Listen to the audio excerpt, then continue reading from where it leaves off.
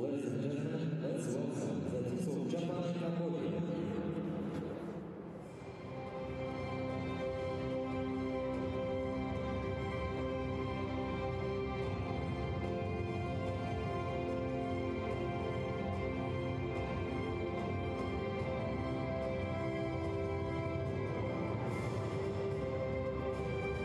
سلام و ادب بیننده‌های عزیز و ارجمند، هواداران همیشگی فوتزال.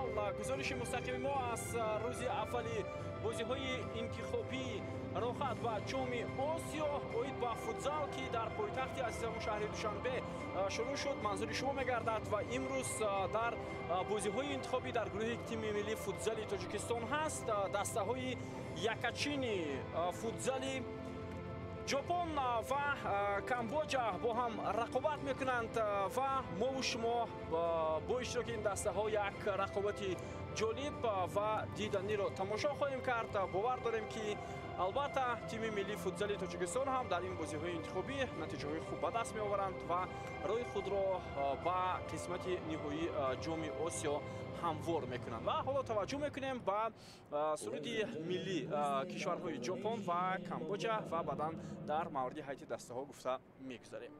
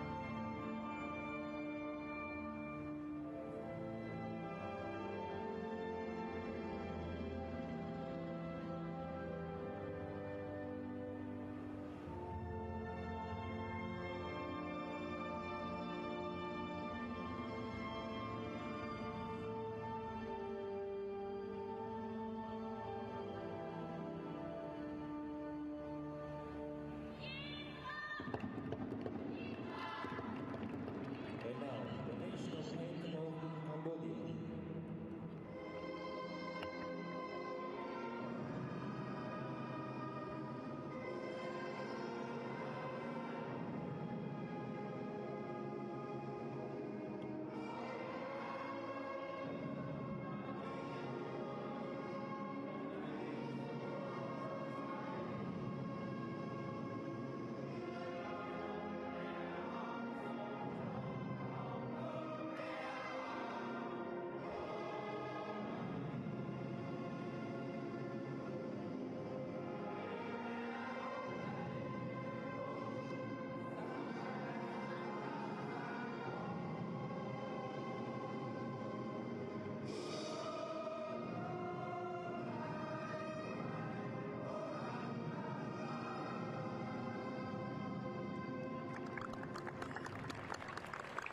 دوستان عزیز، برمیگردیم با مجموعه اوبی شهر دوشنبه که اینجا گفتیم بازی دسته های یکچینی فوتزال ژاپن و کامبوجا در زیرگروه اس برگزار می شود. بازی های انتخابی راحت و قسمت نهایی جام آسیا اوید با فوتزال است که این شب و روزها البته در 8 کشور بازی‌های انتخابی جریان دارد با شمول البته تاجیکستان، اونجا باز کویت، تایلند، عربستان سعودی، چین، قرقیزستان، مالزیا و میانمار بازی‌های انتخابی را میزبانی میکنند و قسمت نهایی جام آسیا سال آینده از تاریخ 27 январ تا 7 فوریه در کشور اندونزیا برگزار می شود و مطمئن هستیم که یکی از رقابت‌ها نصیب دسته یکچینی فوتزال تاجیکستان خواهد شد، چون ما اشتراکچی همیشگی مرحله نهایی جام آسیا هم هستیم و باز هم در بازی انتخابی مقابل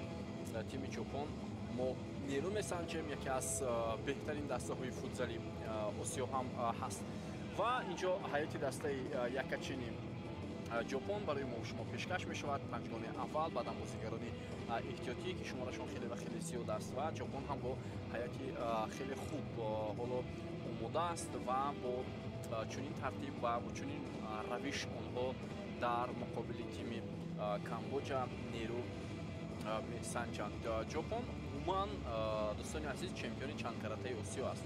آنها در تاریخ موجودیت هنرنمایی خود 4 کرات چمپیون اسیا شدند. آخرین بار هم سال 2022 و سال گذشته باشد با طور هنگاموی ژاپن عموما از گروه نبرآمد وقتی مسابقه در کشور تایلند برگزار میشد. و امیدوار هستیم که دسته کامبوجا اصلا یک تیمی هست که تجربه بازی‌ها رو در قسمت نهایی جام آسیا نظر به دیگر رسا کمتر دارد. حالا بازی خوب نشان میده. کامبوجا آخرین بار سال 2004 در بازی مرحله نهایی جام آسیا اشتراک کرده است و سال‌های اخیر دسته نمیتواند راه خط گیرد. ولی گپ سر آن میرود که حالا این دسته به هر صورت شاید مقابل دسته‌های پرقوت اونقدر تجربه بلند هم نداشته باشد. ولی حالا در کشورهای عموما رشد یافته فوتزال بعضی دسته‌ها بسیار خوب هم برآمد میکنند و مطمئن میشیم که کامبوجا حالا به چه نتیجه نائل میشود در بازی امروزه. اگر ما سال گذشته رو قیاس کنیم، سال 2024 وقتی بازی‌های انتخابیش اصلا در سال 2023 برگزار شده بودند، تیم یکچنی فوتزالی کامبوجا اونجا در یک گروه با ازبکستان، عراق و مالایزیا بازی کرده بودند. در سه بازی تیم کامبوجا مواجه شکست شد. از ازبکستان با حساب 6-1، از تیم عراق 0-7 و از مالایزیا 5-2 مواجه شکست شدند و نتوانستند به دور دیگر راه خط گیرند. ژاپن 2 سال قبل در بازی انتخابی وقتی مسابقه در تایپی چین برگزار شد مقابل استرالیا و این کشور بازی کرد. استرالیا رو 4-0 شکست دادند. بعدم با 3-0 تایپی چین رو مغلوب نمودند. خاطرتون باشد تیم ملی فوتزالی تاجیکستان در بازی انتخابی که از 7 اکتبر تا 11 اکتبر سال 2023 برگزار شده بود در یک گروه با میانمار، فلسطین و هندوستان بود. ما در بازی اول هندوستان رو 6-0 شکست دادیم. در بازی دوم فلسطین رو 6-1 و در بازی اخیر بر میانمار با حساب 3-0 غلبه به دست آوردیم. خب بازی شروع شد. از مرکزی میدان به توجه میکنیم به هیئت دسته ها و علل خصوص به هیئت دسته ژاپن که به طور البته رسمی حالا میزبان هم هست. در بازی امروز رقم 2 دروازه‌بان تابوچی هیروشی است. در میدان رقم 4 ارای یوسه، رقم 6 ایشیدا کентارو، رقم 11 کاپیتان دسته شیمیزو کازویا و رقم 14 اوچیدا شونتا بازی میکنند. اینها پنجگانه اولی دسته یکچنی ژاپن در بازی امروزه. بعدا در مورد بازیگران احتیاطی گفته میگذاریم و سرمربی دسته یکچنی ژاپن این مربی ژاپنی هست کنسوکی تاکاهاشی میباشد. هیئت دسته کامبوجا در بازی امروزه رقمی 13 دروازه‌بان چیم سوبوترا هست. در میدان رقم 3 کان لانداروس، رقم 6 چن سوان هانگ، رقم 9 چان مونی تونگ، رقم 11 کاپیتان دسته کیو سوچترا بازی میکنه. سرمربی این دسته چت چاندرچنا از خود کامبوجا است، یعنی مربی محلی. هیئت داوران امروز از بحرین هستند. عبدالرحمن دوسری با او هم 2 نفر کمک میکنند، مخصوصا داوری دوم حسین البهور از بحرین، داوری سیوم احمد عبدالله یوسف از امارات متحده عرب و سونیا سانچ در بازی امروزه یحیی حسن یحیی از عربستان سعودی و داوری چهارم رحیم هیزام البشی از عربستان سعودی امروز موظف شدند در بازی امروزه فعالیت می‌کنند. اولین حمله دسته ژاپن ولی توپ بلندتر از دروازه از میدان بیرون گردید.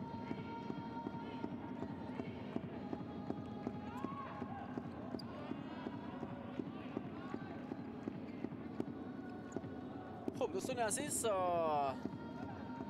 дар мавриди бозингарони эҳтиётӣ ҳарду тим нагуфтам. биёед мебинем ки дар курсии эҳтиётӣ дастаи якачини ҷопон киё ҳастанд. рақами 1 Фабио Рафаэл да Силва, рақами 3 Шунта Учимура, рақами 5 Рюзи Изу, рақами 7 Шото Яманака, рақами 8 Дайсуке Ао ва боз як ҳамлаи дигар, рақами 9 Такехиро Мотоиши, рақами 10 Сора Каназава, 12 Кокоро Харада, рақами 13 Митсуру Накамура ҳастанд. дар курси эҳтиётӣ ҳамин гуна бозингарон ҳастанд ки фикр мекунам мураббиён баъдан аз онҳо ҳам истифода хоҳанд бурд дар бозии имрӯза.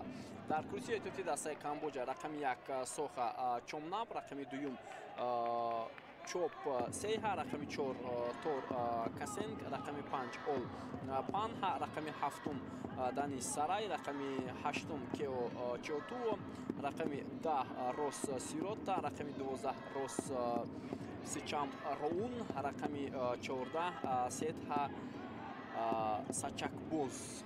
инҳо бозингарони эҳтиётӣ дастаи Камбоҷа дар бозии имрӯза. хуб, боло бо ту бозингарони тими ҷопон ҳастанд. таваҷҷӯҳ мекунем ба ҳамлаҳое ки ҷопониҳо анҷом медиҳанд.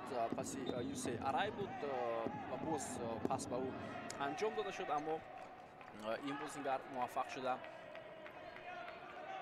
натавонист.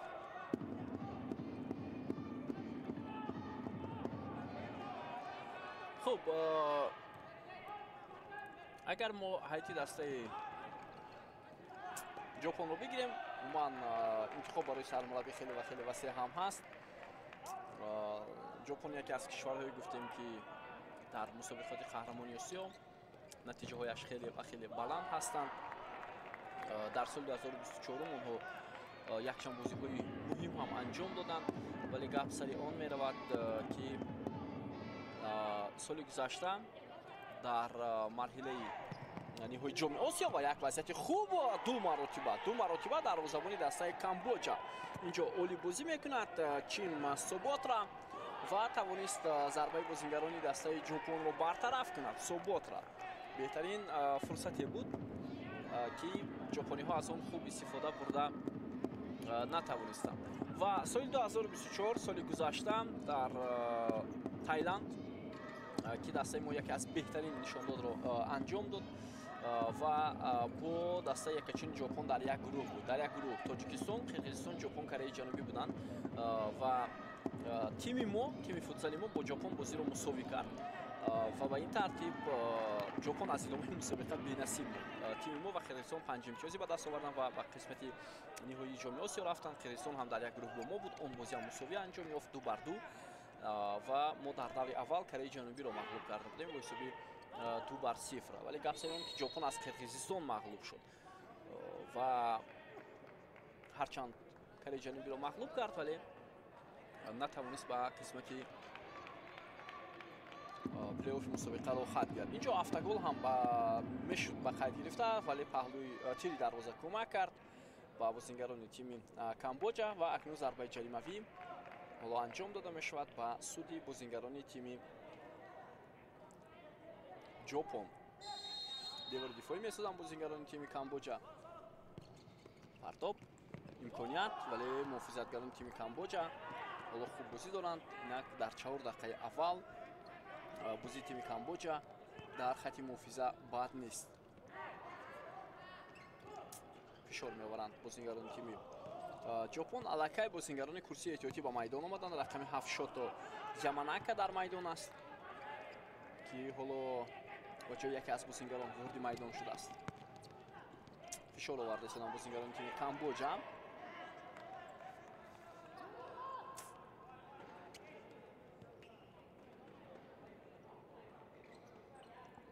Шото Яманака имконият ҳаст барои бозингарони тими ҷопон.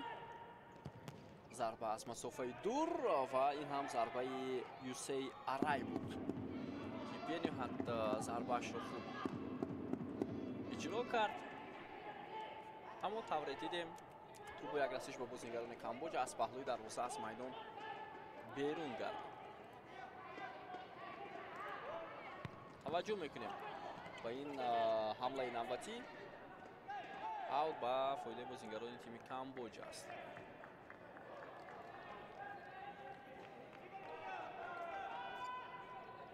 حالا دوستان عزیز می‌بینیم که از خط حمایت شروع می‌کنن بازیگران تیم کامبوجا. در این دسته هم الکی تغییرات به عمل آمده است ولی امکانات عکس الحمله بود. بازیگر تحت رقم 4 سور کسنس با میدان آمده است در این دسته کامبوجا.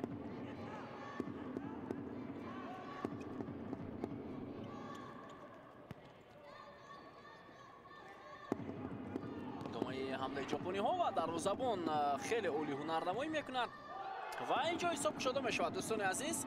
پس از اون که دروازه‌بان دیر با نزد دروازه‌اش رفت، ضربه شوتو یاماناکا از مسافه دور حساب بازی را کشید. حالا در میدان خیلی از باز چند نفر دیگر هم هست، سورا کانازاوا و حساب را ژاپنی ها در دقیقه پنجم رقابت باز کردند.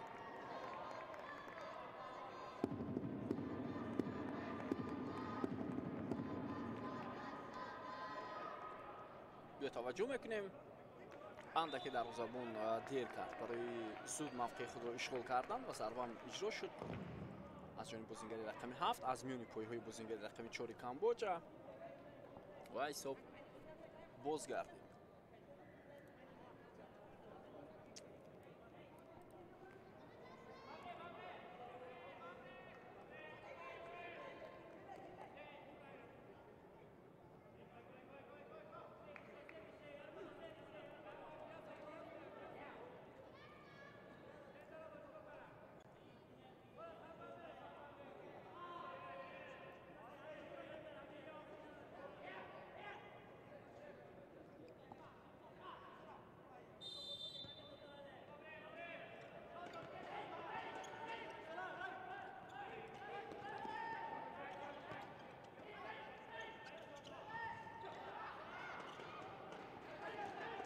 اکنون بازیگران کامبوجا حالا حمله خود را شروع کردند.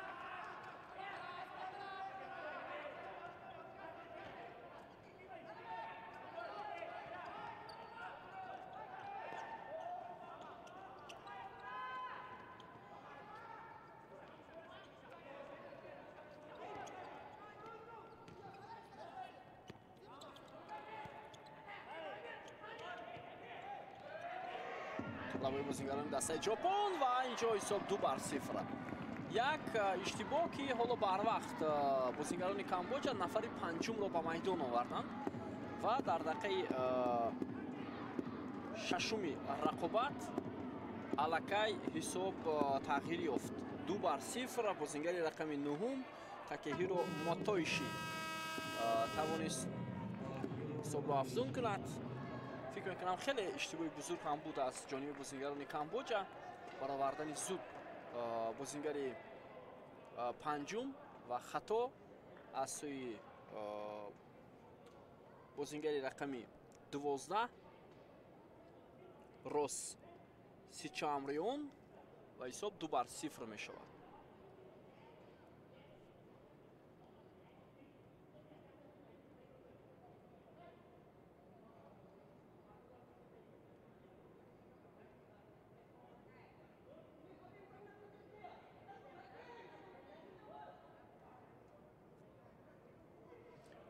سرمربی دسته کامبوجا تایم اوت گرفت اونجا.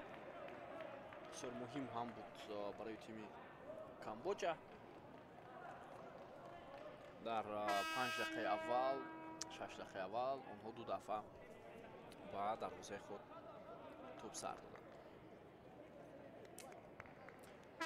و گفتم سال گذشته من در تاریخ فوتبال ژاپن یک دوره بسیار پس‌روی به نظر رسید. در جام آسیا این اصلا اولین باری بود که ژاپن از گروه در قسمت نهایی مسابقه و مرحله پلی آف نمی‌برد. اولین بار بود. میدونید هرچند ژاپن تنها 4 مرتبه چمپیون شده باشد در قسمت نهایی جام آسیا، اونها میدونید 6 کرات در فینال شکست بودن. 6 کرات در فینال مغلوب شدن و باز 4 کرات دیگر تا به در نیم نهایی رفتن. 2 کرات جای سوم رو گرفتن. برای همین мавсим соли гузашта дар таърихи футзоли ҷопон ин бартарин буд. ва барои ҳамин ҷопон ҳоло гуфта мешавад яке аз муддаиён ҳам ҳаст барои баромадан аз гурӯҳ нобаста аз он ки мусобиқа дар тоҷикистон шуда истодааст. вале гап сари он аст ки инҷо ҳарифони тими ҷопони тоҷикистон Макао ва Камбоҷа чӣ гуна бозиро ва чӣ гуна натиҷаро ба даст меоваранд. гап ҳам дар ҳамин ҷо аст. ҳоло аллакай дар гурӯҳи б бозиҳо баргузор шуданд. Кореяи ҷанубӣ онҷо баҳрайнро мағлуб кард. дар гурӯҳи и ҳам ветнам бо ҳисоби калони 9-1 бар Ҳонконг дастболо шуд. дар гурӯҳи ҷ бошад Эрон бар тими Бангладеш бо ҳисоби 12-0 дастболо гардид. дар гурӯҳи H Афғонистон бо ҳисоби калони 10-1 бар Малдив пирӯзӣ ба даст овард. инҷо нофаҳмӣ меёни бозингарони тими ҷопон ва Камбоҷа аст.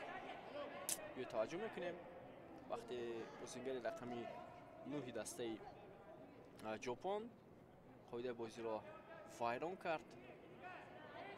ин такяҳиро мотоиши буд дар муқобили капитани дастаи Камбоҷа Кео Сочетра ва нофаҳмӣ меёни бозингарон ба миён омад. Камбоҷа ин як кишваре ҳаст дӯстони азиз, як кишваре ҳаст ки дар ҷанубу шарқи Осиё ҷойгир мебошад. ӯ дар шимолу ғарб бо Тайланд, дар шимол бо Лаос ва дар шарқ бо Ветнам ҳамсарҳад аст ва ҳамчунин дар ҷанубу ғарб дар соҳили халиҷи Тайланд ҳам қарор дорад. ман масоҳати кишвари Камбоҷа 181,035 километри мураббаъ дар бар мегирад ва аҳолияш бошад аҳолии Камбоҷа. ҳоло биёед таваҷҷӯҳ мекунем. ҳамагӣ аҳолияш 17 миллион будааст. идомаи ҳамлаи бозингарони тими ҷопон ва инҷо қоидаи бозӣ вайрон карда мешавад.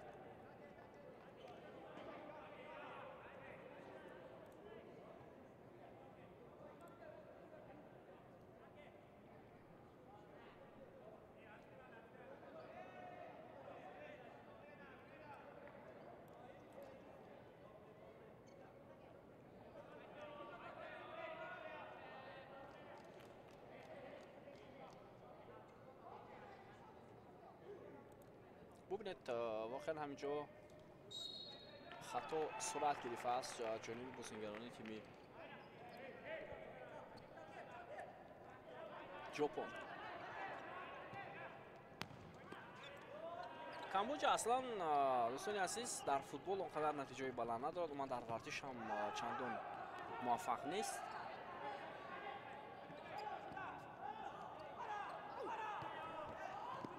аслан забони расмии кишвари Камбоҷа ин забони хмер аст ки ин як забоне аст ки мардум онҷо 95% худи Камбоҷа ҳам мардумони хмер ҳастанд, вале баъдан боз чанд фисад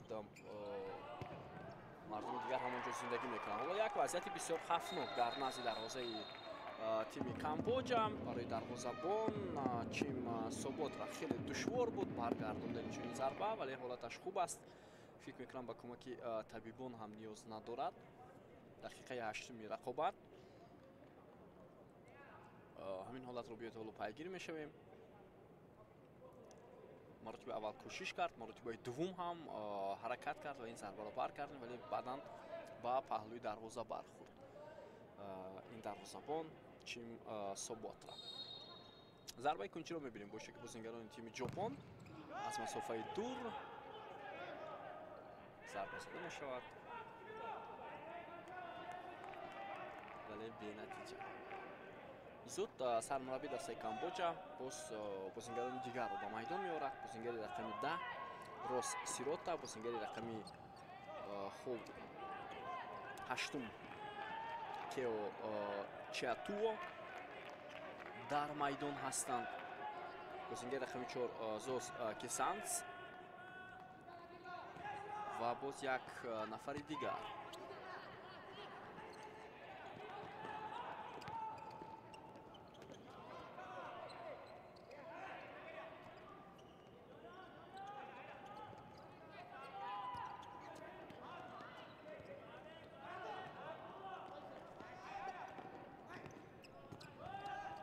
بازیگر رقم 2 چوب 3 بود است در میدان. نفر چهارم در دسته کامبوجا. ادامه حمله ژاپنی ها ضربه زده می شود و باز هم دروازه‌بان کامبوجا بسیار عالی هنرنمایی می‌کند.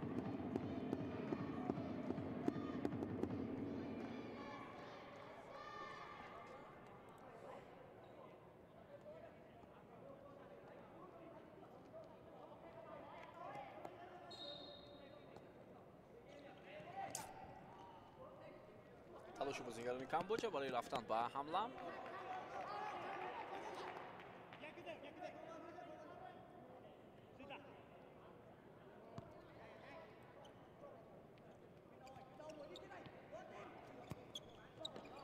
ادامه حمله را می‌بینیم.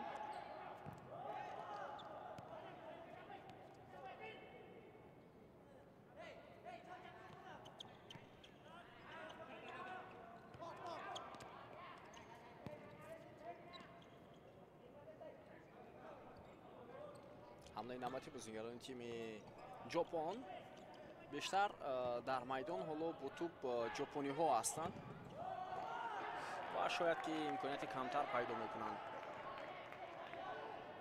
و بازیگران تیم کامبوجا برای بیشتر با توپ بازی کردن و رفتن به حمله ها. امکانیت ادامه حمله بود برای ژاپنی ها. خیلی خوب حرکت میکنند اینجا بازیگر تیم کامبوجا. پس به خط حمله موقع نتیجه ادامه حمله بازیگران ژاپن. من فکر میکنم مربیان تیم ملی فوتبال کشورمون هم حتما این بازی رو تحلیل و بررسی هم میکنند. یک وضعیت خفناک دیگر چون که در صورت آموزش نظر یا تحلیل و بررسی حتما باز حریفان رو هم یعنی می‌آموزند مربیان تو چگونه مقابل کامبوجا و چگونه مقابل دسته ژاپن باید بازی کرد. قاعده بازی اعلام شد. درست است اینجا با دست بازیگری دسته ژاپن بازیگری رقم 3 شونتا اوچیمورا با خطا راه داد. اصلا خیلی بازیگران این حالت رو احساس نمی‌کنند ولی وقتی ببینید در نوارها معلوم می‌شود که با دست ضربه زدن برای بازیگری حریف این نه تنها در فوتبال در دیگر نمادهای ورزش هم ممنوع است.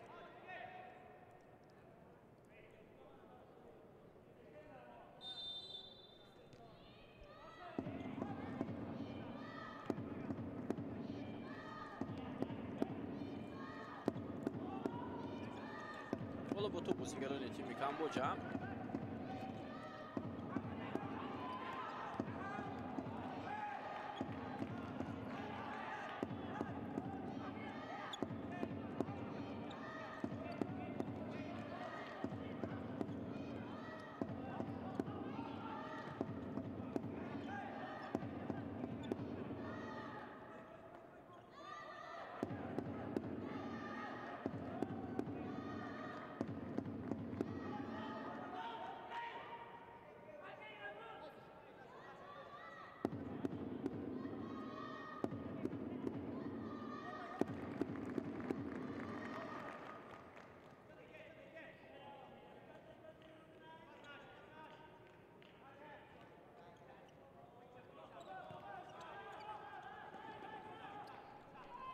با تو بازیگران تیم کامبوجا با این گونه پرتاب ها و با یک بازیگر حرکت کردن هیچ چیز شاید به دست نمی آید. ولی در دسته کامبوجا پس بازیگری پنجم زود به میدان وارد می شود. این شانس است برای ژاپنی ها ولی باید ژاپنی ها بیشتر به خط حمایت کنند اما برعکس دشوار شده است برای تیم کامبوجا. شماره زیاد دارند و اینجا بینید موفق نمیشون بازیگران کامبوجا. در آغاز رقابت این خیلی دشوار است و ریسک هم هست برای این تیم.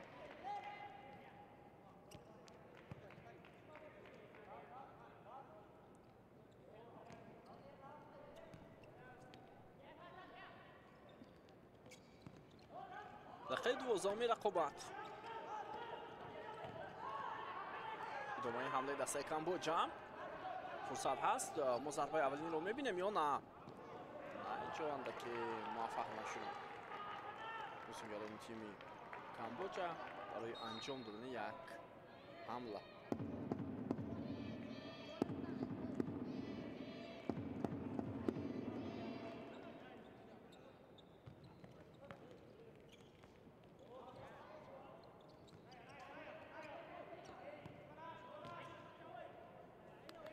اکنون در حالت دسته ژاپن باز بازیکنان دیگر با میدان وارد شدند. از اونها بازیکن رقم 5 ریوجی ایزو قامتش خیلی بلند بود است. رقم 12 کوکورو هارادا.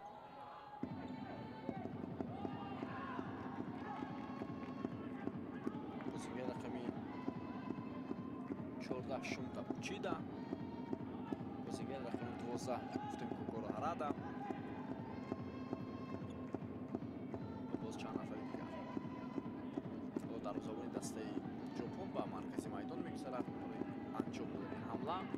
در نیمه میدان حریف دروازه‌بان چقدر که توپ رو نگاه می‌دارد این بدون البته فایده نیست، ولی در نیمه میدان خود تنها 4 ثانیه وقت دارد.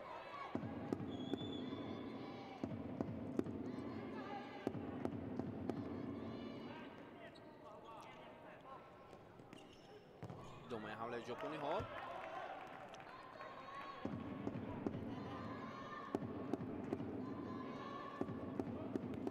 ضربه دروازه‌بان تیم ژاپن. اینجا گل سوم زده می شود و ما ندیدیم به خاطر که لحظه تکرار پخش می شد. حالا می بینیم که مؤلف گلی سوم دسته ژاپن بازیکن رقم 14 شونتا اوچیدا شد. توجه میکنیم ضربه کنجی بود است و اوچیدا توپ رو با کنجی دروازه تیم کامبوجا روان کرد.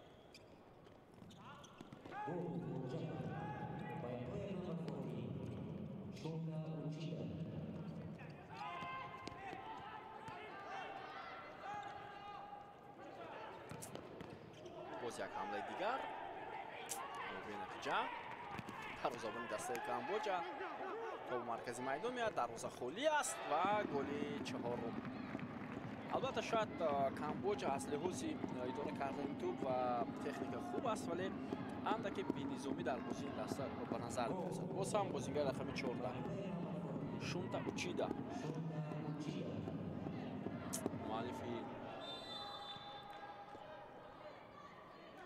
گل چهارم دو توپ به نام این بازیگر الکی ثبت شد.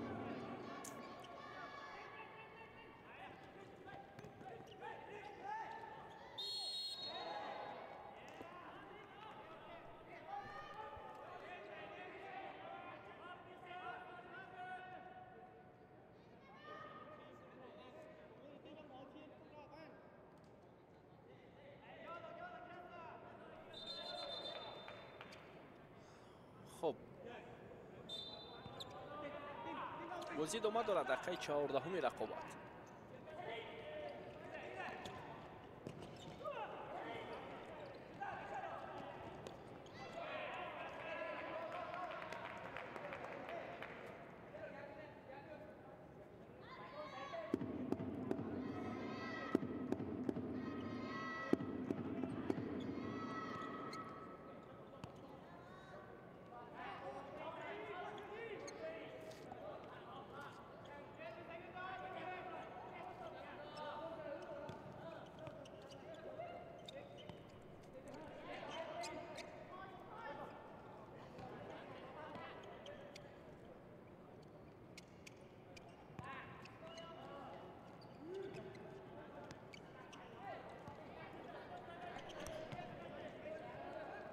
ادامه حمله با اشتراک بازیکنان تیم ژاپن.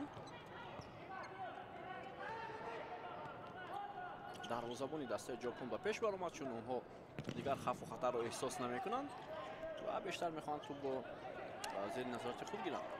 هیروشی تابوچی را در نظر دارم. حالا یک امکانات دیگر.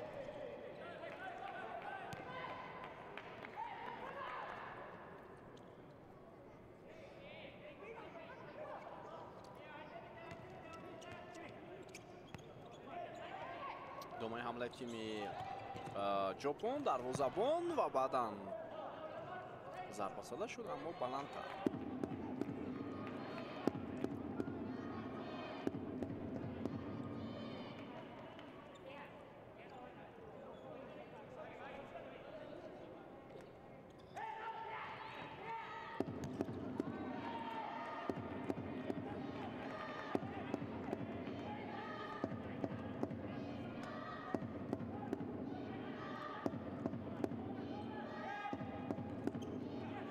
тамоми бозиҳои интихобӣ дар қораи Осиё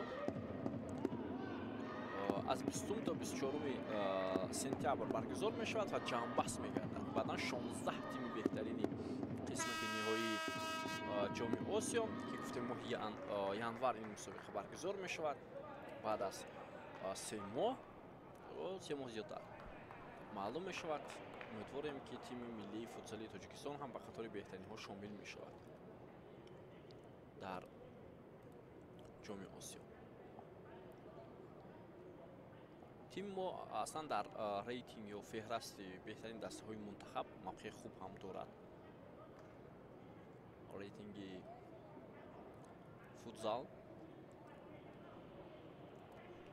ва ҷопон аз ҳама натиҷаи баландтарин аст. ман дар Осиё ҷопон ва Эрон инҳо тимҳо ҳастанд ки сатҳи баландтарини футзалро нишон медиҳанд. ӯзбекистон ҳам албатта шомил аст ба қатори ин тимҳо. ман баъд аз бозиҳои интихобӣ боз феҳристи фифа ва ин дастаҳои мунтахаби футзал нав ҳам мешавад. ва Таиланд, дӯстони азиз, мо ишора кардем аз ҷопон ҳоли ҳозир баландтар меистад дар рейтинг. дар зинаи 11-ум, ҷопон дар зинаи 13-ум аст. Эрон дар зинаи 5-уми рейтинги фифа қарор дорад дар қатори беҳтаринҳо 5 беҳтарини ҷаҳон: Бразилия, Португалия, Испания, Аргентина ва баъдан Эрон.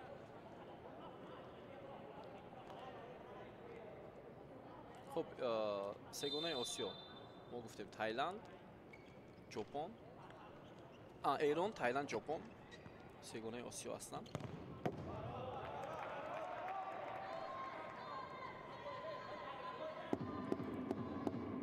агар мо рейтинги Осиёро нигоҳ кунем, ба 5 аввал Эрон, Таиланд, ҷопон, Ӯзбекистон, Индонезия қарор доранд.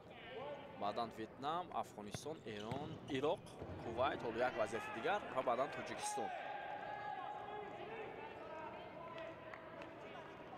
мо дар рейтинги Осиё меёни дастаи мунтахаби футзали Осиё дар 10 ҳастем. дар ҷаҳон бошад дар зинаи 46-ум қарор дорем. идомаи ҳамлаи дастаи Камбоҷа партоб анҷом шуд, вале фигарони тими Камбоҷа акнун фишор оварда мешавад.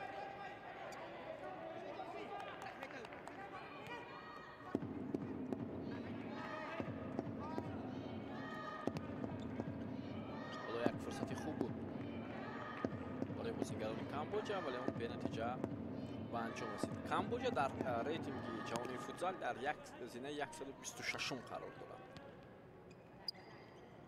ва боз аз Осиё дастаҳое ҳастанд ки дар феҳрист умуман ҷой надоранд.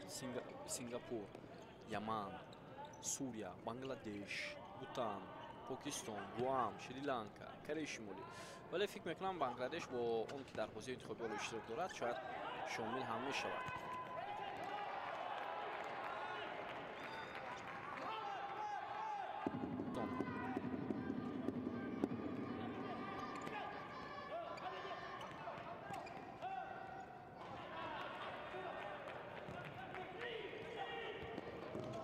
як зарбаи дигар аз масофаи дур ва туб аз паҳлӯи дарвоза берун мешавад.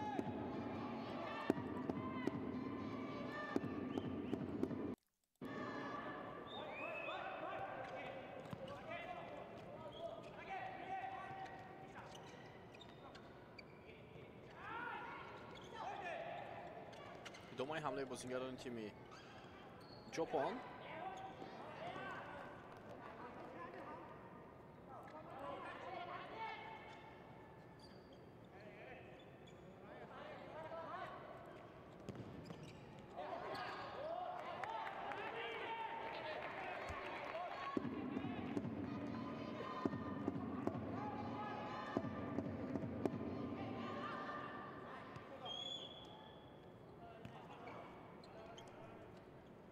ادامه حمله ژاپنی ها.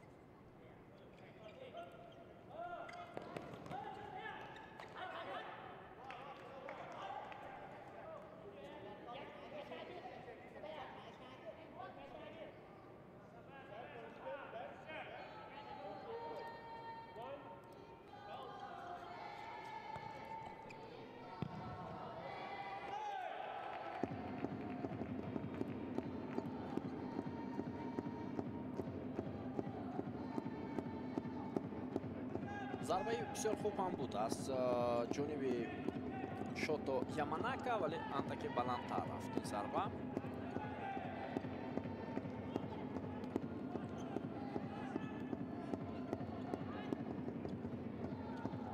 ادامه حمله بازیکنان تیم ژاپن.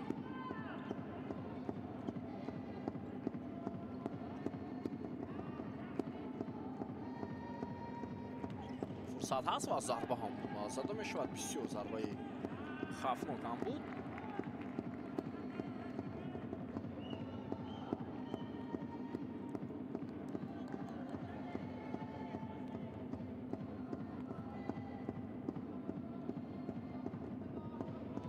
سه دقیقه دیگر باقی مانده است و فرجام نیمه اول بازی بین دسته های ژاپن و کامبوجا. دوستان عزیز،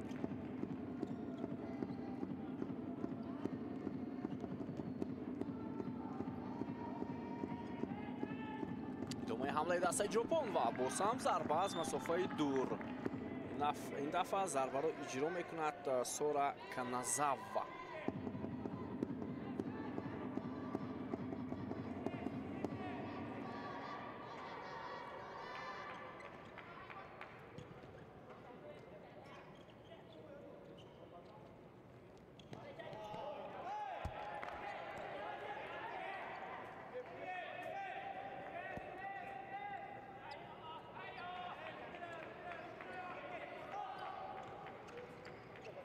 ادامه حمله بازیکنان کامبوجا و از پای می افتد بازیکن رقمی دوم، معذرت بازیکن رقمی 12 کوکور، بازیکن رقمی بله 12 روس شچامرئون.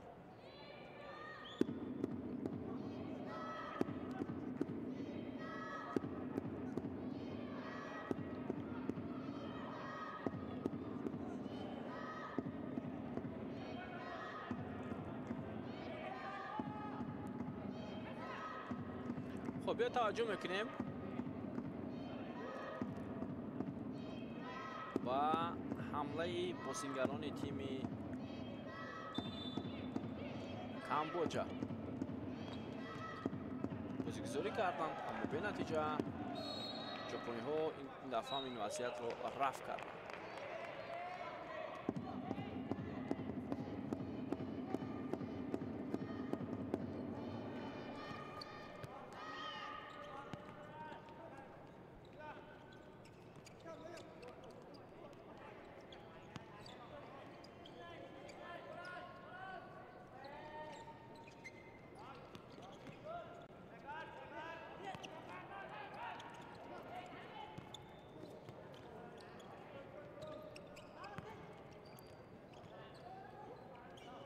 اکنون توپ رو در اختیار میگیرن بازیکنان تیم ژاپن.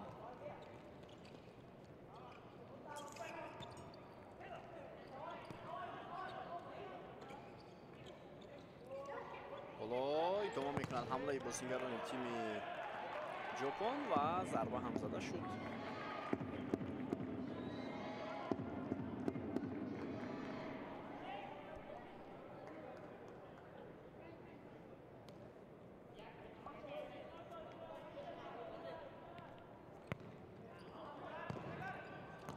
حمله بازیکنان ژاپن به نتیجه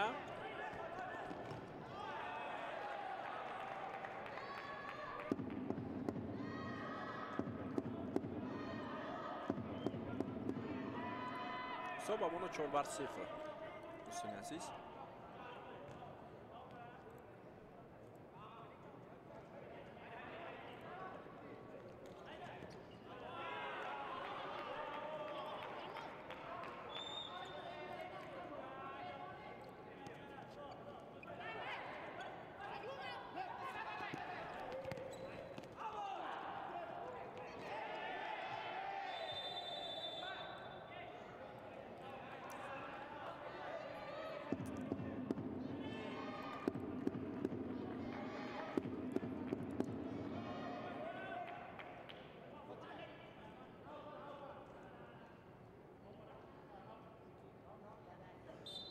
دقیقه آخرین بازی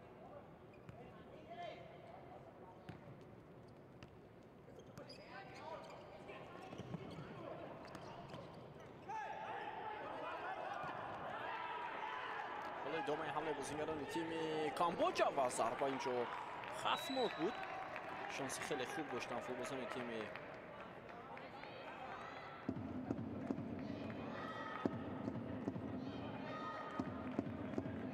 کامبوجا، اما موفق نشدن.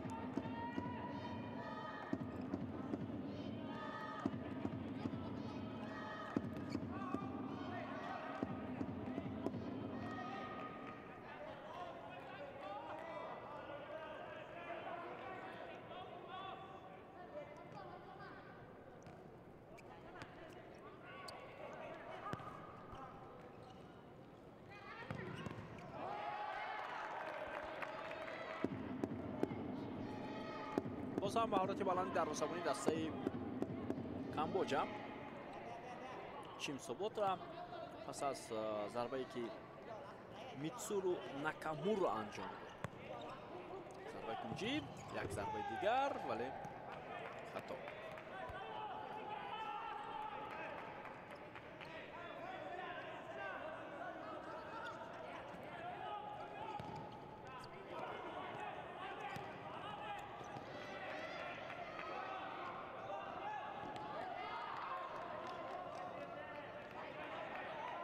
ثانیه های با شما باقی مونده است دوستان عزیز.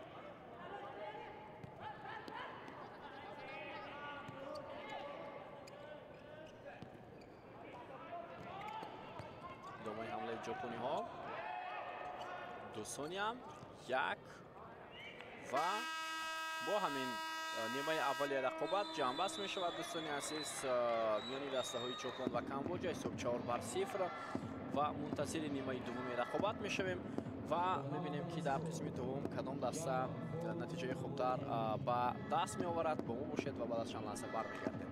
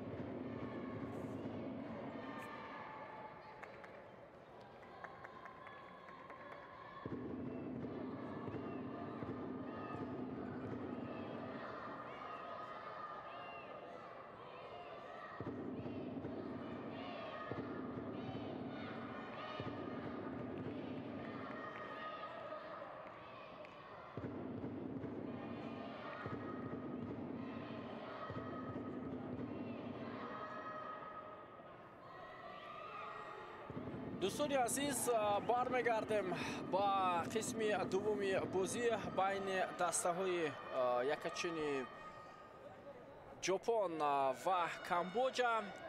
این بازی انتخابی جام آسیا 2026 اوید با فوتزال است که بعد از چند ماه در اندونزیا برگزار می شود و بازی گروهی اس در جمهوری تاجیکستان حالا جریان دارند و نخستین بازی هم در این گروه با اشتراک دسته‌های ژاپن و کامبوجا صورت گرفته ایستاده است و بعد از قسم اولی بازی حساب 4-0 با فایده بازیگران تیم ژاپن است. اکنون دوستان عزیز ما و شما را فکر میکنم نیمه دوم انتظار است و میبینیم که دسته ها در قسم دوم بازی با چه نتیجه نایل میشوند. در بعضی حالات البته با اشتباه رو دادن بازیگران کامبوجا باعث بران شد که بازیگران تیم ژاپن گل‌های خود را به هدف رسانند و موفق هم شوند. خب حیاتی دسته‌های ژاپن و کامبوجا حالا در بازی امروزه در روزباری دسته ژاپن طوری می‌بینیم در قسم اولی رقابت من نفر دیگر بود در دروازه و حالا تحت رقم 1 در دروازه دسته ژاپن فابیو رافائل سیلویرا بازی دارد و در میدان باشد رقم 7 شوتو یامانوکی، رقم 10 سورا کانازاوا، رقم 9 این تاکهیرو мотойши و بازیگری رقم 6 اینجا هنرنمایی دارد کентаро ишида. حالا خواهی بازی ویران کرده می شود از جانب بازیگران تیم کامبوجا و دوباره ضربه جریمه‌ای تعیین می کند. در حیاتی دسته کامبوجا حالا چین سوبوترا دروازه‌بان این دسته است در میدان. خب رقم 2 چون سیها بازی می کند، همچون بازیگری این دسته و بعدا باز طوری میبینیم بازیگری رقم 4 سول کیاسین در میدان است. بازیگری رقم 11 کاپیتان دسته کیو سوچترا، بازیگری رقم 3 کان لانداروس. در حیاتی دسته کامبوجا امروز در میدان هنرنمایی دارند و همچنین بازیگری رقم 12 که حالا عوض می شود با جای والا که بازیگری رقم чангмони тонг ба майдон баромад. Дар дастаи ҷопон ҳам инак баъд аз 40-41 сонияи аввали рақобат тағйирот ба вуқӯъ пайваст.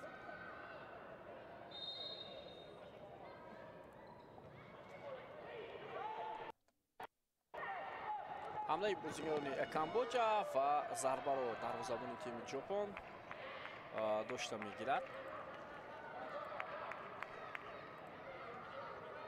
дарвозабон гуфтем Фабио Рафаэл Силва аст.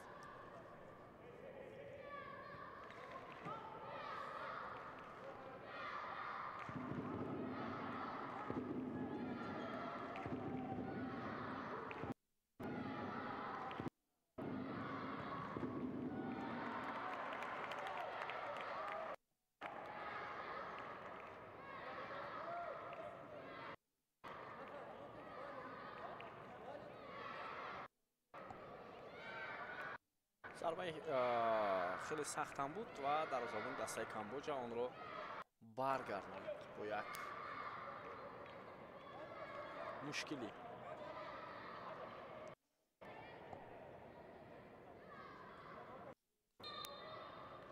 идомаи ҳамлаи бозигарони тими ҷопон. зарбаи кунҷӣ аст барои онҳо ва фурсати хеле муносиб ҳам буд. ҳамлаи иҷобӣ дастаи Камбоҷа бенатиҷа поён меёбад.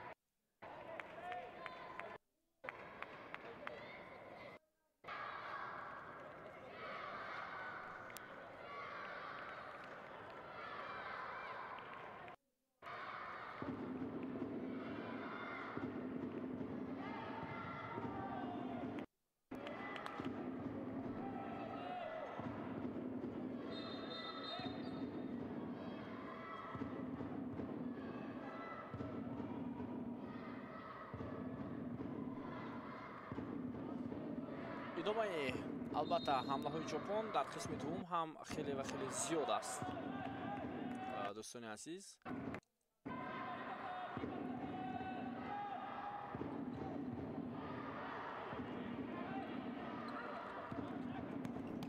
ва як зарбаи дигар аз ҷониби бозигарони тими Камбоҷа анҷом дода мешавад.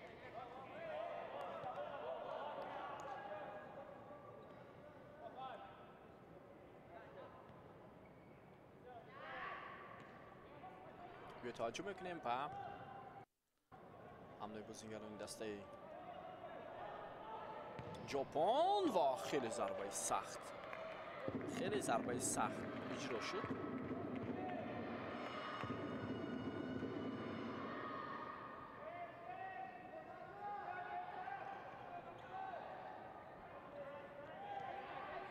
қисми дуввуми рақобат аст дӯстони азиз ва ҳоло мебинем дар қисми дуввум чӣ гуна ҷопониҳо ҳунарнамоӣ мекунанд.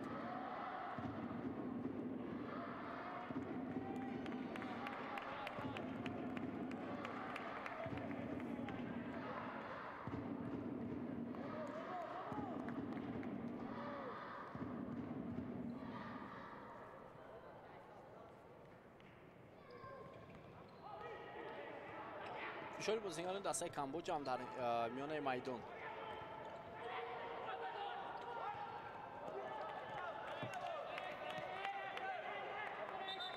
фурсати хеле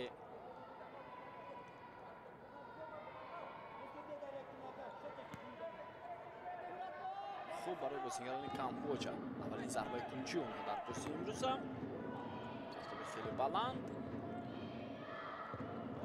таваҷҷӯҳ мекунем ва бархӯрд, аммо муваффақ намешавад.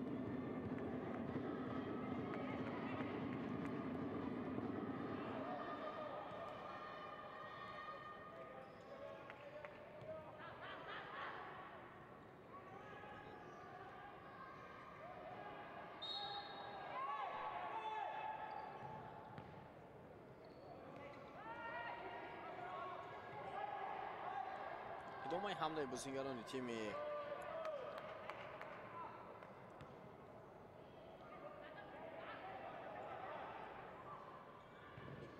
بازیگران ژاپن و باز هم یک فرصت بسیار مناسب، خیلی فرصت مناسب.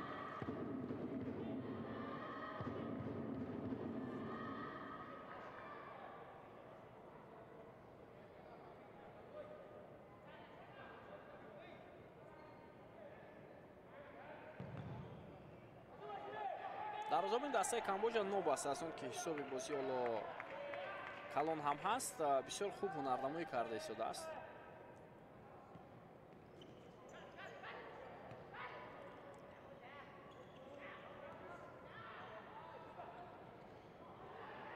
با پیش میبرد در زمان و این وضعیت رو رفع میکنند. حالا ادامه حمله دسته کامبوجا.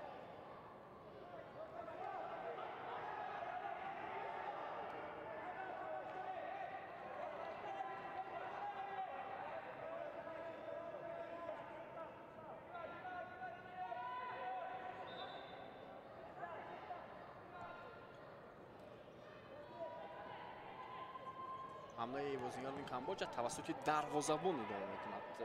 در قسم اول ما دیدیم که با میدان آمدنی من با بازی همراه شدن دروازه‌بان اندکی مشکلی ها آورد برای این تیم.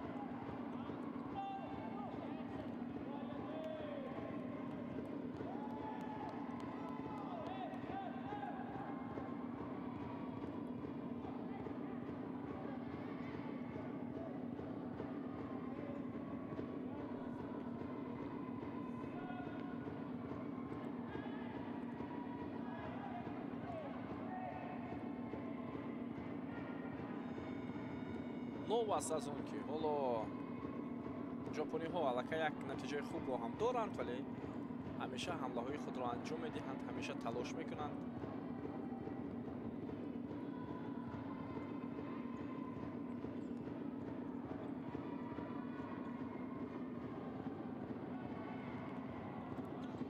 ادامه میکنند حمله بازیگران تیم ژاپن.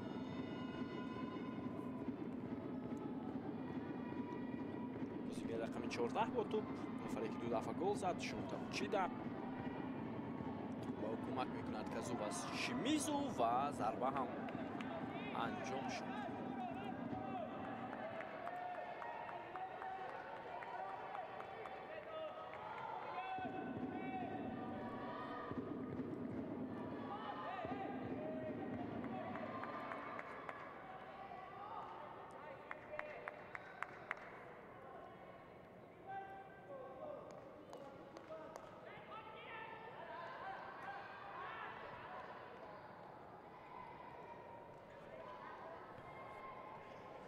حالا توجه بکنیم با حمله بازیگران تیم ژاپن.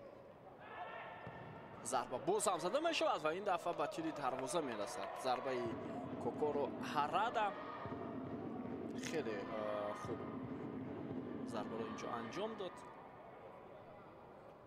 هارادا، ولی تو به تیر دروازه رسید و تغییر داد سمتش.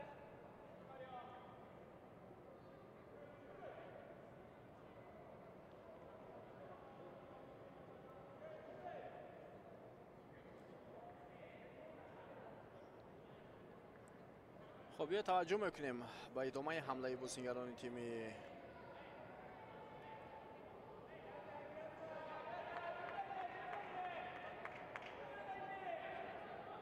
ژاپن.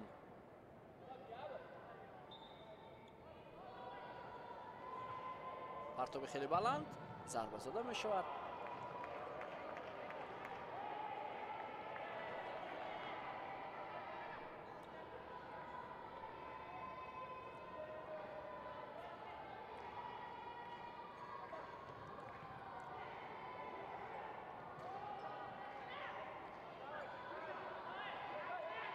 ادامه حمله بازیگران تیم ژاپن.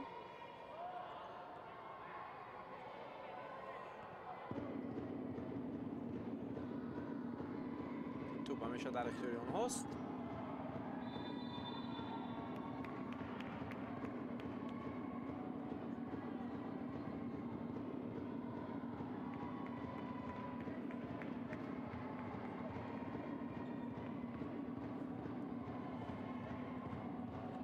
حالا در قسم دوم ژاپنی ها موفق نشدن برای تغییر دور نسبت بازی.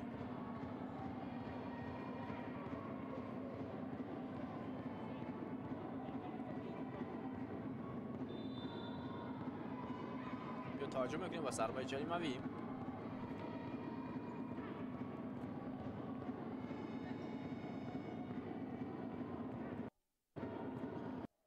گلی ضربه‌زنی هست، پاس انجام داده شد.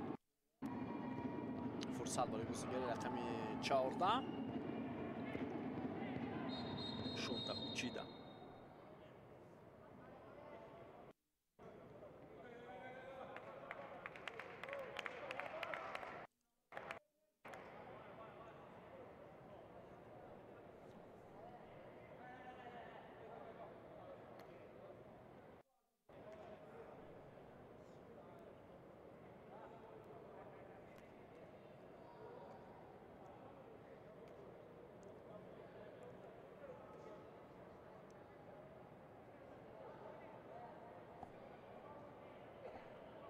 کمک رسونده شد به بازیگری دسته کامبوجا.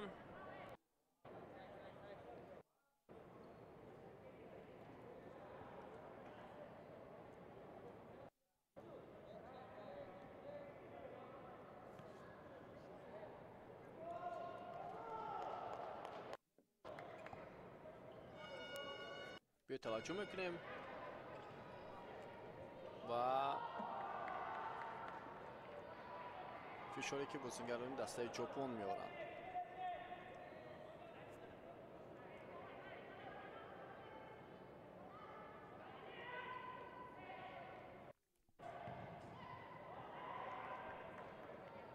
به نتیجه حمله بازیگران دسته ژاپن با انجام میرسه.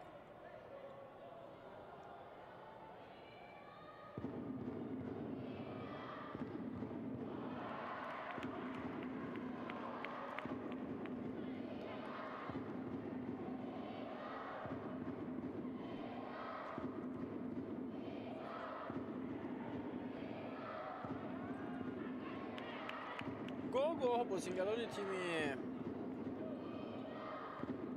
ژاپن میخواهند که توسط یک بازیگزاری حالا موفق شوند. اینجا یک بازیگزاری انجام داده شد. ببینید که در حیط دسته کامبوج هم دروازه‌بان احتیاطی به میدان آمد. این نفر سوخا چوم ناب اندک جسه بزرگتر هم دارد و ما سرمربی دسته او رو به میدان وارد نمود.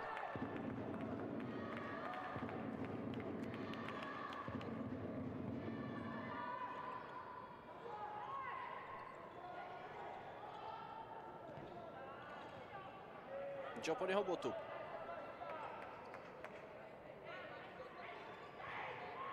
پس بسیار خوب از جانب دایسوکی آو.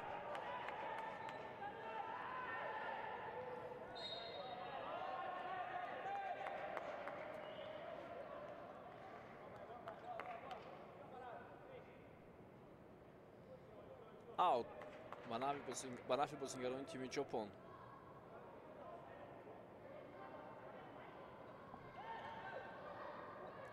ادامه حمله را میبینیم و اینجا محافظتگران تیم کامبوج هم در زودترین فرصت این حالت را رفع کردند.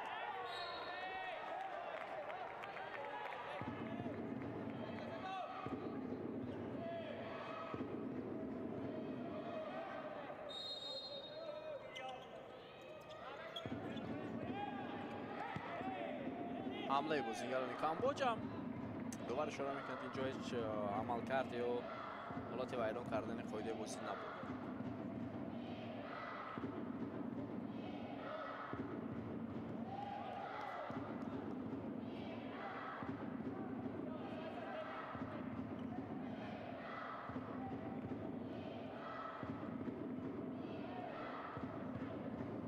ادامه حمله بازیگران ژاپن. یک گروه خردک که مخلصان دسته ژاپن هم اینجا در این بازی حضور دارند و تیمشون رو ترغیب کرده ایستادند با صدای بلند.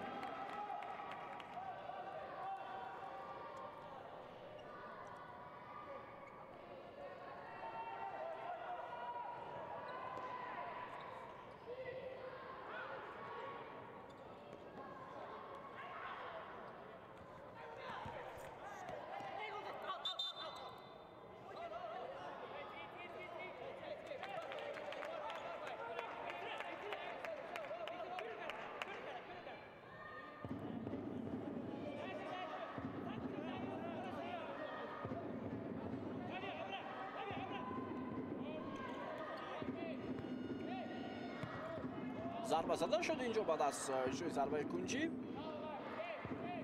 اما موفق نشدن بازیگران تیم کامبوجا.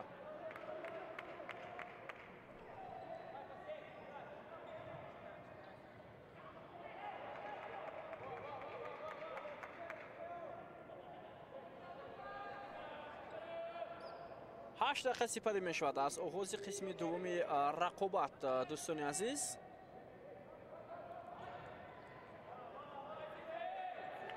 خیلی امکانیت خوب بود برای بازیگران تیم کامبوجا که با حمله های جوابی روند و موفق هم شوند.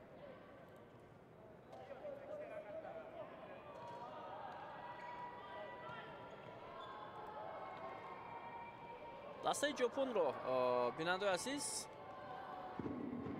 کیسوکی تاکاهاشی راهبری میکند، یعنی سرمربی همین دسته می باشد. سابق بازیگر تیم ملی ژاپن سال 2004-2012 او در رئیس دسته ژاپن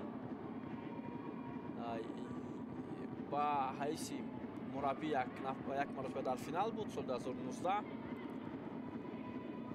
و یک مربی بسیار خوبی فوتسالی کشور ژاپن است.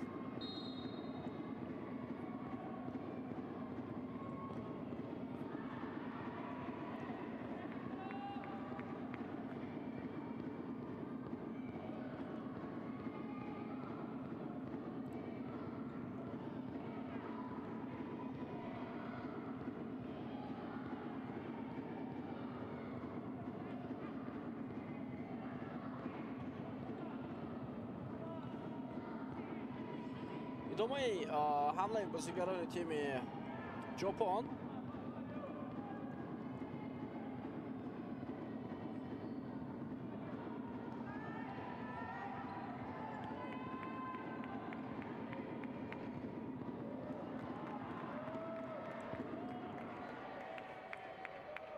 تا حال موفق نشده ایستادن.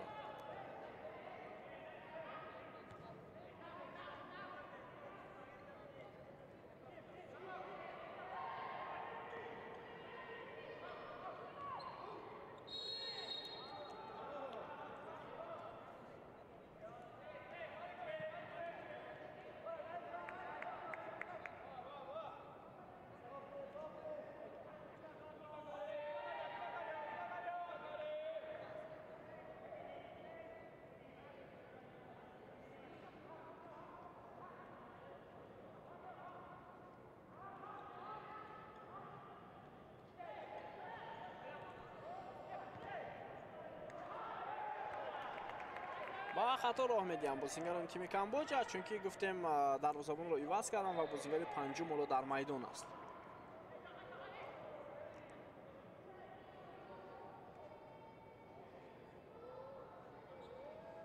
حالا ادامه حمله بازیگران تیم ژاپن.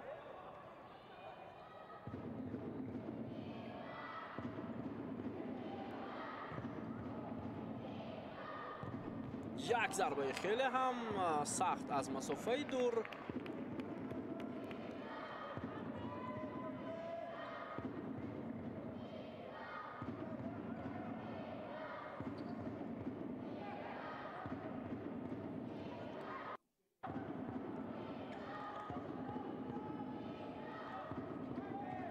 بازیگران کامبوجا مولا ایسته توپ رو زیر نظارت خود میگیرند و حمله ها انجام میدهند.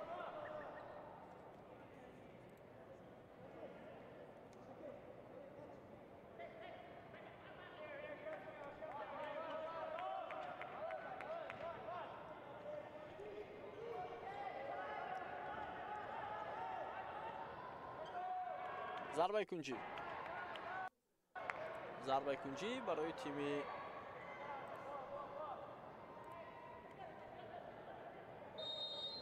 ژاپن.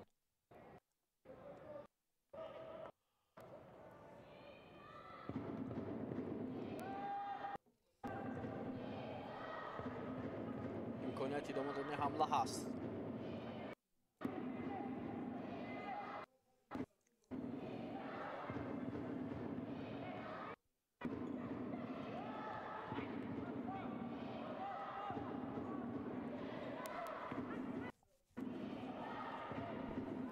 фурсати идома додани ҳамла барои бозигарони тими ҷопон.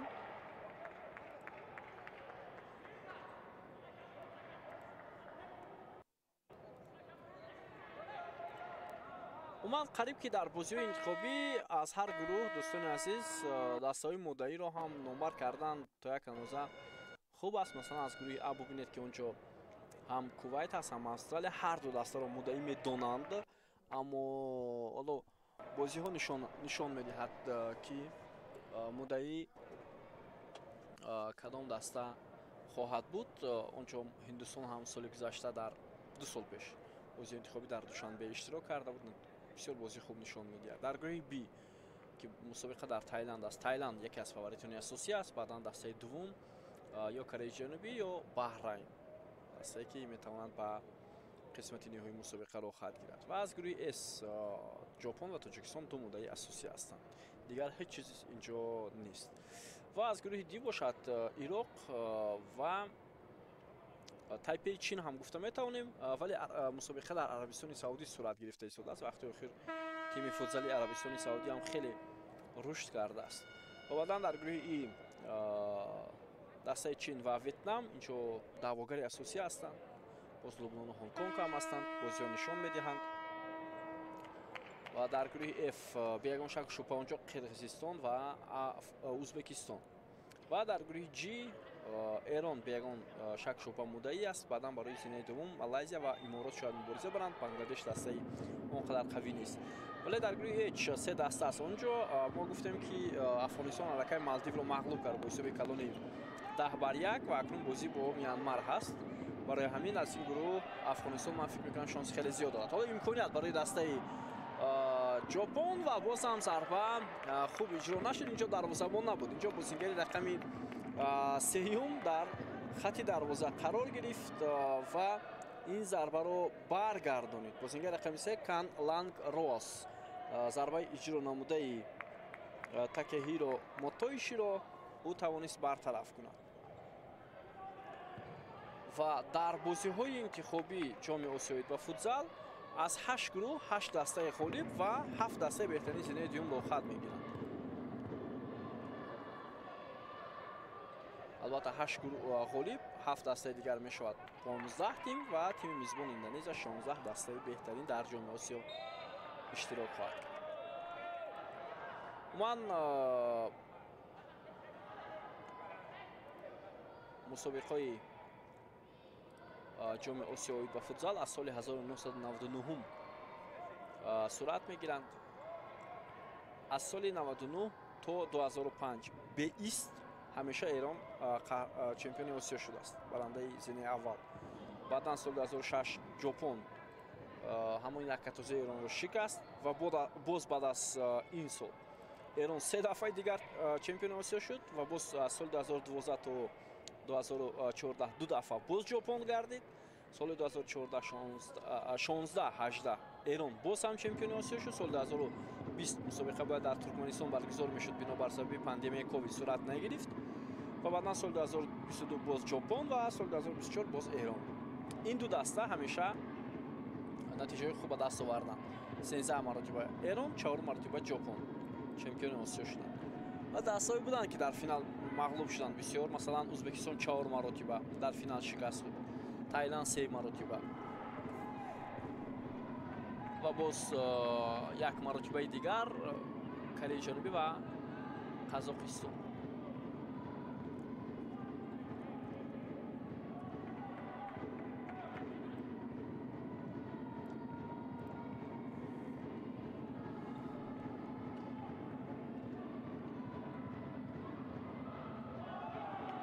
ҳисоб тағйир меёбад 5-0. ниҳоят дар дақиқаи 13 қисми дуввум ҷопониҳо голи аввалини худро дар нимаи дуввум заданд. муаллифи он ҳам Шото Ямануки шуд. инак 2 туп дар ҳисоби ин бозингар имрӯз сабт гардид.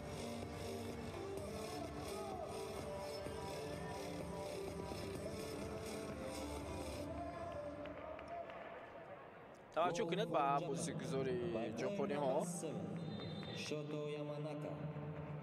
Шото Яманака хеле оли бозӣ кард.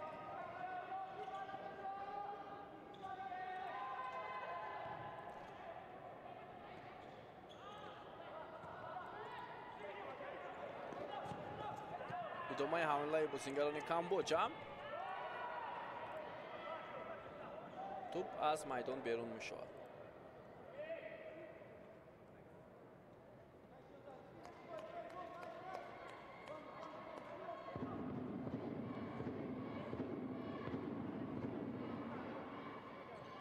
خب در گروه اف هم یک بازی برگزار شده است با اشتراک ازبکستان فلسطین. اونجا ازبکستان با حساب 7-1 غلبه به دست آورده است.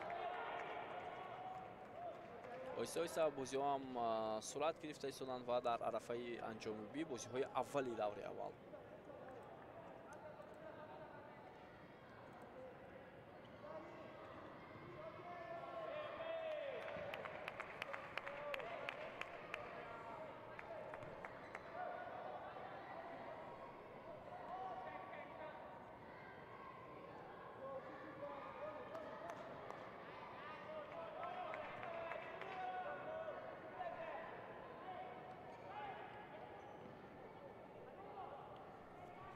حالا توجه میکنیم باز هم با حمله بازیگران تیم ژاپن.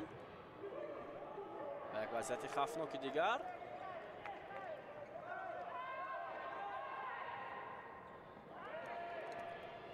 امکانیت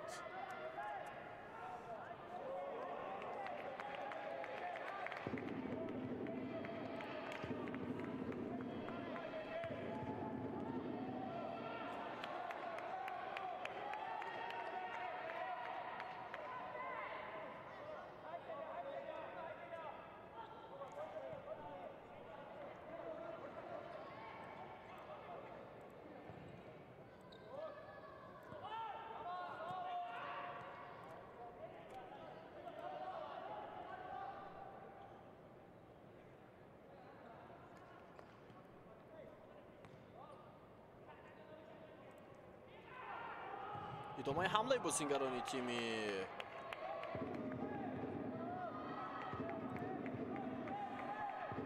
ژاپن.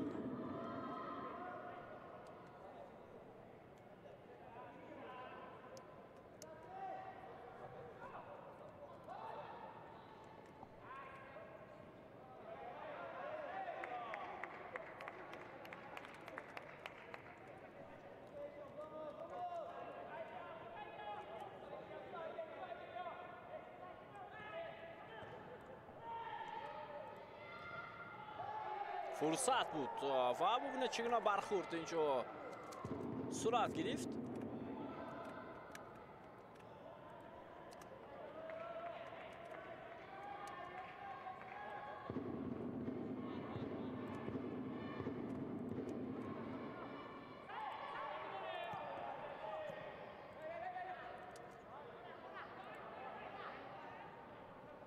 ادامه حمله بازیگران ژاپن باز هم ادامه میکنه. 6 دقیقه دیگر تا فرجام این رقابت باقی مانده است. وضعیت خطرناک.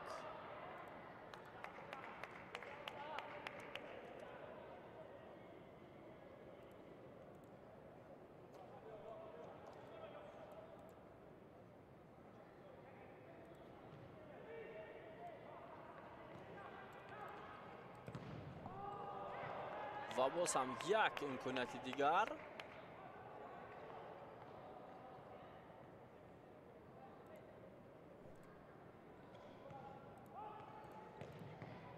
ضربه زده می شود. تو بازیگر تیم حریف برخورد.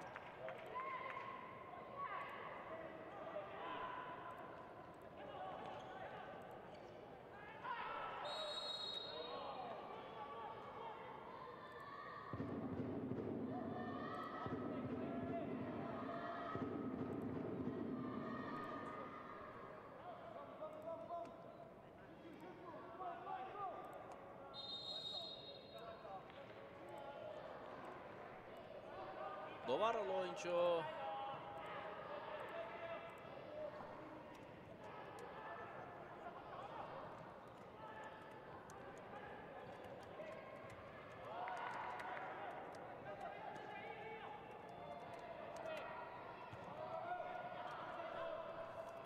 ادامه حمله بازیگران دسته ژاپن.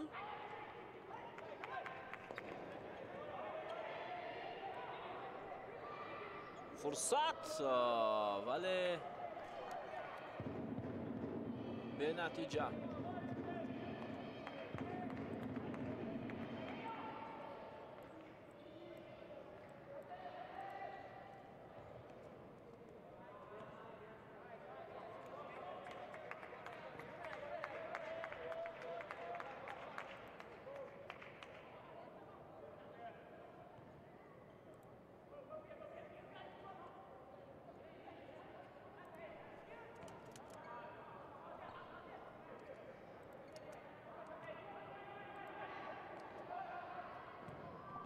ادامه حمله بازیگران دسته و حالا یک وضعیت خطرناک. توجه کنید که چگونه گاه بازیگران تیم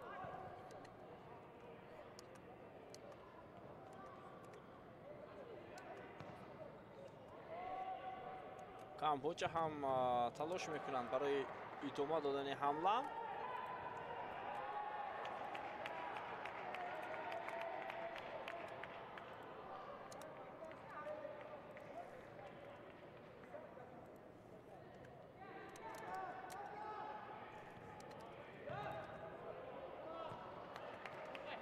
ولی برتری جنوبی دسته ژاپن است همیشه.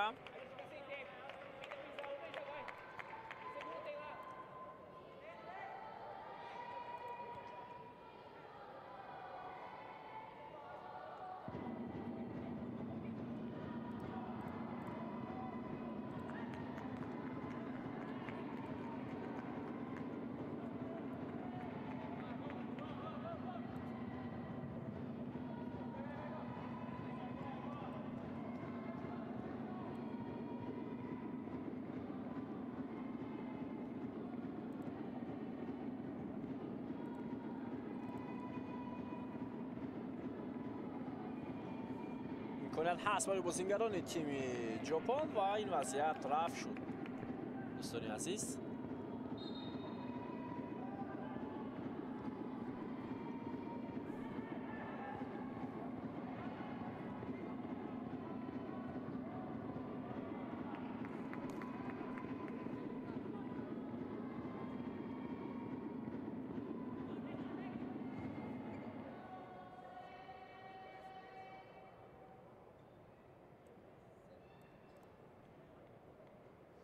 دقیقه 17 بازی.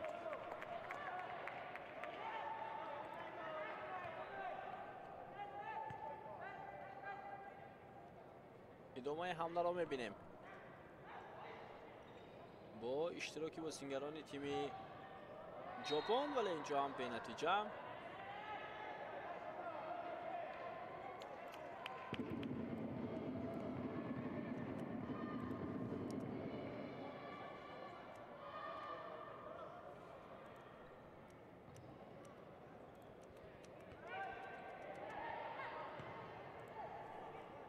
حمله همونو ادامه میکند و یک ضربه خیلی هم سخت از سوی بازیگر رقم 13 میتسورو ماکامورا.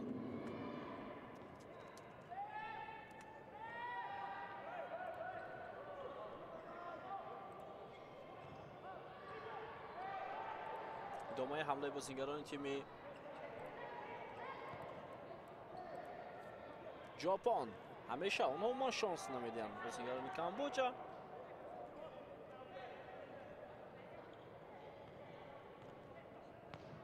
یک ضربه دیگر و خیلی ضربه سخت و خطرناک برای دروازه‌بان تیم کامبوجا. ضربه رو اجرا کرد بازیگر رقم 10 سوراکا نازاوا.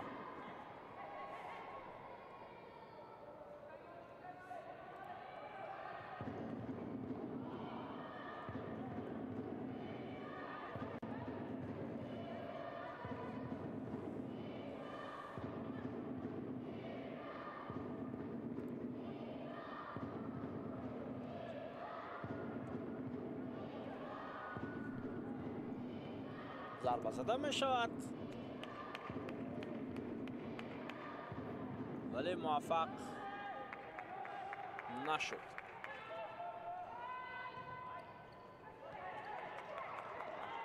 پایده بازی ویران شد یا نه؟ نه، داور اجازه میدید برای ادامه حمله.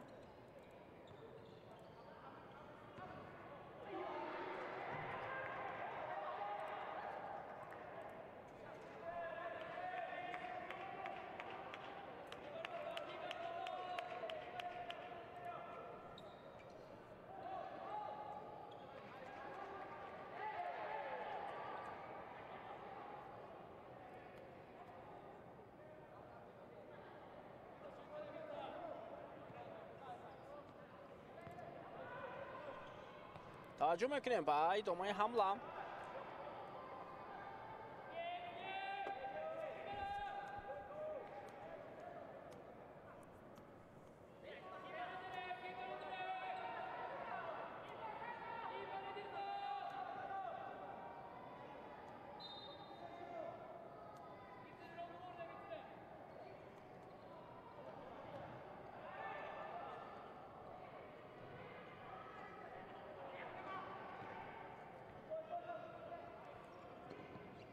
دو دقیقه دیگر باقی مونده است تا پایان رقابت. دوستان عزیز،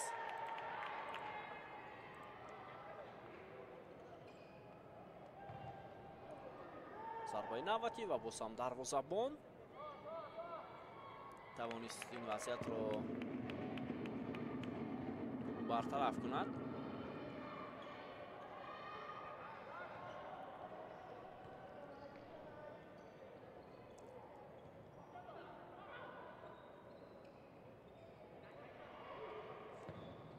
یک ضربه دیگر و این ضربه هم خطا رفت.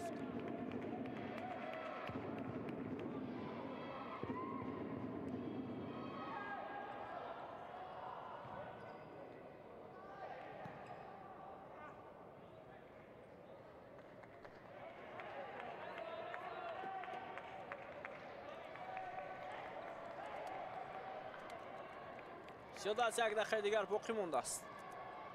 بیننده عزیز،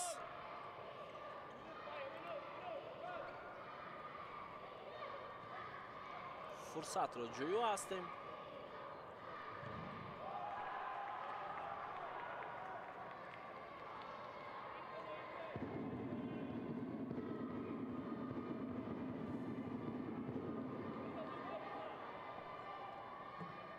دقیقه آخرین این بازیم در رقابت امروزه ژاپن با 5-0 در مقابل کامبوجا برتری نشان داده ایستاده است و یک وضعیت خفناک دیگر، ولی آن هم به نتیجه.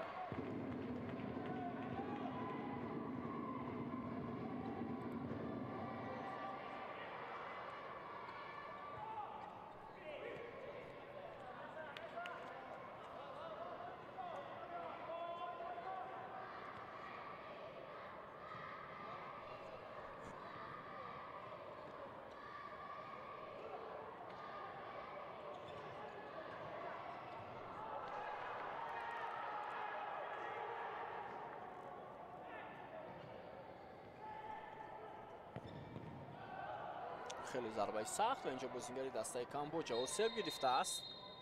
دوبار باید بازی رو باز دارد.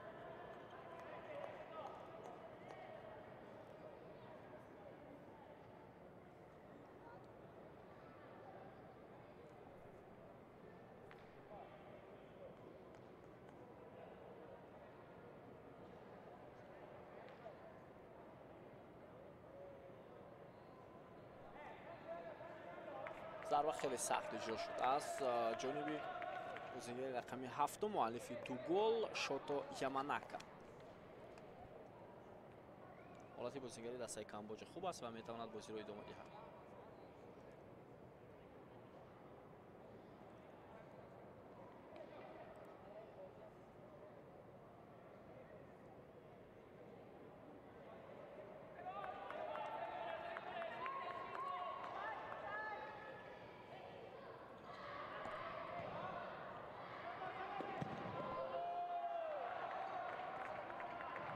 ثانیه های با شمار دوستان عزیز.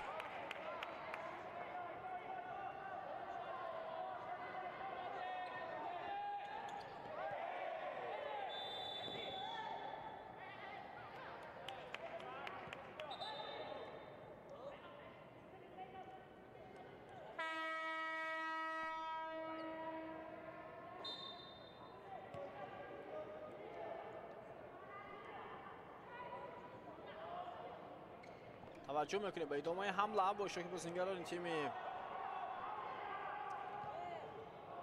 ژاپن، ولی حمله آنها با پایان رسید.